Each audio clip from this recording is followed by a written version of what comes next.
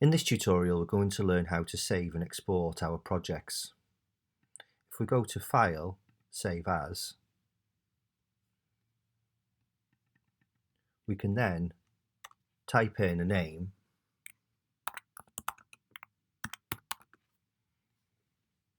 and save it onto our computer in a desired location. Or we can export our work either as a 3D model or a 2D graphic. Let's quickly look at a 3D model.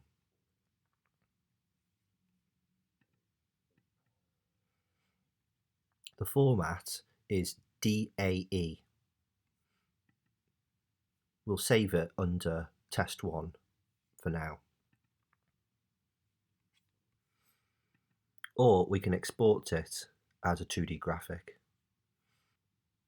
You can also choose which quality image you'd like to save in: JPEG, portable network graphics, or tagged image, TIFF. We'll just do JPEG for now. Export.